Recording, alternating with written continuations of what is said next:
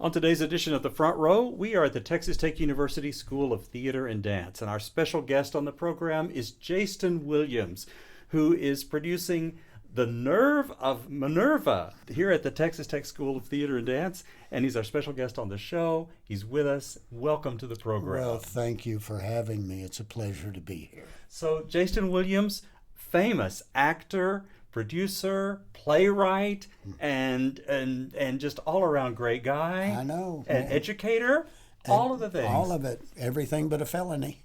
Yeah. That's great. Well, so many people, of course, will know you and remember you from all of the Greater Tuna plays. Yes. Absolutely. Yes. And here you are. You've written, as I understand, a new play, world premiere. Is that correct? Yes. And it's called The Nerve of Minerva. Tell us about it. Well, I called Joe Sears, who is my co-worker and co-star in the Tuna plays, and I said, Joe, we need to write a children's show. And I said, we'll get mailbox money, which in show business, you have a show, other people are doing it, and the checks come in the mail. It's wonderful. It's just wonderful. Every day you check the mail is wonderful. And he said, I'm on. I'm ready. And we took the idea. I had this wonderful friend many years ago, native Texan. He was one of those Renaissance men. He had lived all over the world. He had experienced everything. He was funny. My God, he was the funniest human being I've ever known. And he wrote children's stories. And he was working on one that he never finished. In fact, he barely got anything done. But he told me the story. He said, it's about a manic depressive peahen who wants to sing on key. And she can't hit the notes. And the barnyard just treats her like dirt. And years later, I always thought, God, I wish Billy Ray had finished that. He's been dead for probably 4 decades now. Yeah.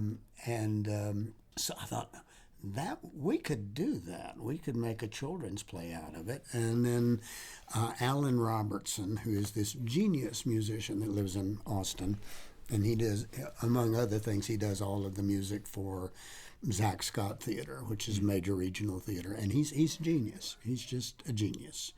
And grew up out here in West Texas, went to Abilene Christian, all of that. And so he's been through the same kind of experiences that I have, covered dish and a mean old lady. So he got involved. He was hot to do it. And then we wrote the first song. I wrote the lyrics to the first song.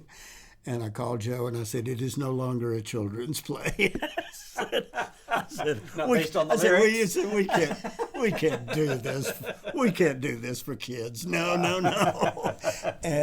But our inspiration that Joe and I both agreed, and Alan played right into it, was it's like a tribute.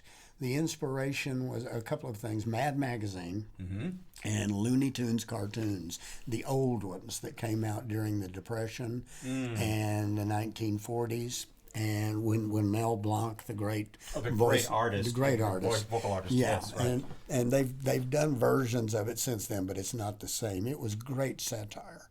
It was great satire, and it was great. And the characters were really human. They were just in animal form. Right. And I love the fact that they were just deliberately deceitful, and premeditated violence, and no one ever died, Right. Explosions, the feathers all get burned off, but they said they always come back. But it was always funny. It was funny. Right. Yeah. And it was written technically for adults.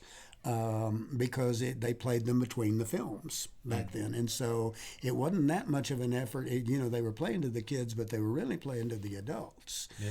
And it was aimed at them. And that just made sense for us. And it was great satire. Sure. It was great satire. It was great social commentary.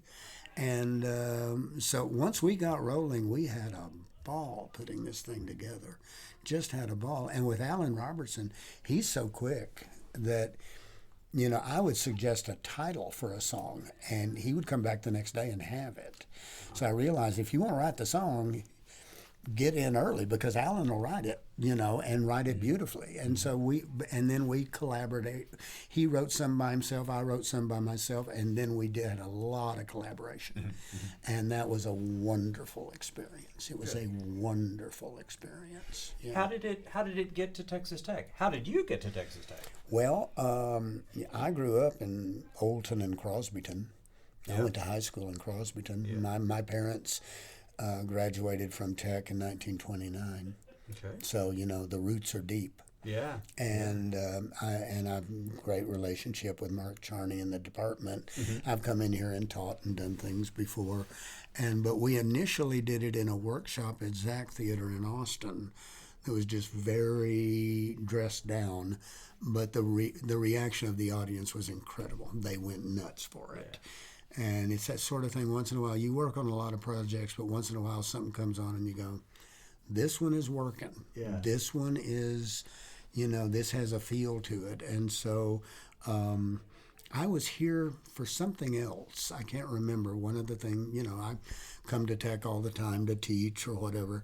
And I was staying with Mark and Sappho, his wife, and I had brought my computer and I played some of the music for them that Alan had composed. And the cast in Austin, we had opera singers, we had Broadway singers. It was astoundingly good. Yeah. And the students here have done beautifully. They've been fearless about it. But that original tape, that was Mark listened to it and went, "Oh my God!" And he said, "Well, where are you going to do this?" I said, "Well, we're looking to workshop it again." And he said, "Why don't you bring it to Tech? Why don't you bring it? Why don't we recommend it to do it here?" And then Jesse Jow, who is the directing teacher and acting teacher here, fell in love with the play. He really liked it, and he was very supportive of getting it up. And Jesse Yale trained. But he's a Houston boy, so he gets it. Yeah. And so we're lucky to have him and his his efforts. It was wonderful. It's your colleagues, and sometimes you get together with colleagues and you disagree, and then you come around. You figure you learn to listen to each other. Yeah. And so both of our stamps are very much on this show. Right. Both of our stamps are very much on it. But it's I just love the play. And it's just an old-fashioned story. The peahen that everybody ignores, and she's depressed. She's not only can't sing, but she's got mottled plumage. All the other animals have great feathers. Her feathers look, she says ducks have waterproof feathers. If I get my feathers wet, I look like something that washed up in the yard in Pork Pie, Alabama after Hurricane Fifi blew through. So she has all of her issues, and it becomes a play about friendship. Yeah. It becomes a play about friendship, about finding your worth, about treating people properly. And then it's an old-fashioned story. You got the heroes, you got the villains. We have a trio of villains that are hysterically funny. We've got a rat, a weasel, and a fox. And they've got all these numbers. Being weaselly doesn't come easily, and you take the wishbone and I'll take the eggs, and they are desperate to get in that hen house and eat everybody. Right. And so it has been an absolute ball. It's been a joy. Great. It's been a joy. And it goes into production this week, right? It opened a few days ago, so Already? we have another week. Oh, okay. Yeah, it opened last Thursday, and we have shows Thursday, Friday, Saturday, and we got a Sunday matinee, so we got 4 more. Great. An amazing thing is happening too is that it's really appealing to young people. Mm-hmm. It's really appealing to the college kids, and they're coming back. I was sitting by a boy the other night, and I said, "Have you seen? Is this your first time?" He said, "This is my 4th time to see it." Oh my God. He'd seen it every night, and that's encouraging. Yeah. That's encouraging, and knowing that someone of my generation, and even of Jesse's generation, which is younger than mine, but that can reach those students, that's encouraging. Yeah. That's encouraging. People are communicating, and then the most important thing about it is this country needs a laugh. We need a laugh or what? Right. And people are laughing and smiling and tapping their feet. And so if we can make them do that at these times, we're doing something right. Well, speaking of laughing, I did my share of laughing with all of the tuna plays that y'all did. And what was so great for me was I'm from Abernathy, and I knew all those people. I grew up with all those people. I know you did at Abernathy. We used to play, our football teams used to play Abernathy. Right. It was serious. Yeah, no, you know everybody there. Yeah, you know everybody and there. I was just amazed at how you brought all of those people to life so realistically, and it was so funny. Yeah. And you just had such a gift for that. My goodness. Well, Joe and I, the thing that worked for the tuna plays was during the 1970s, the majority of the 70s, Joe and I were best friends, but we weren't, and we did theater, but we were both living in San Antonio, and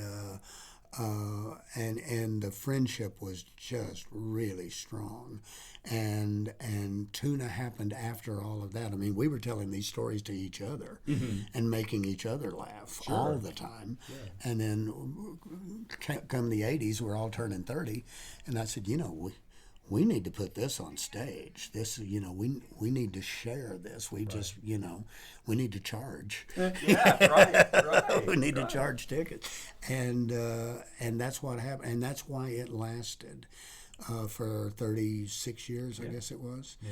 Is that whenever things were rough, and they could get rough, and they always do when you're touring, there was that friendship that was the concrete that was underneath us. Right. It was always there.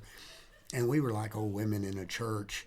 We'd fight and squabble with each other, and then a stranger would come in, and we'd both turn on them. Right, exactly. So yeah. It was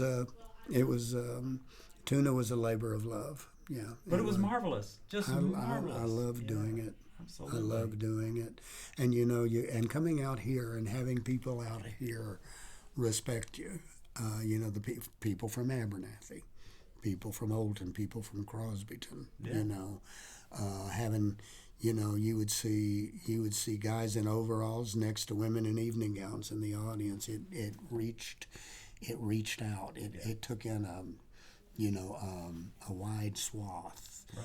And it was just when it started happening, I kept thinking, this is a really detailed dream, and I'm going to wake up. You're going to wake up, I still sometimes feel that way. This has been the longest dream, but yeah, it's been an amazing life. Right. It's been an amazing life. Well, and we can't wait to see the show. Well, good. And I know that people will want to come and see it. And my advice for everybody is just to go to the Theater and Dance website. If you just Google TTU Theater and Dance, you'll get there. Yeah. And all the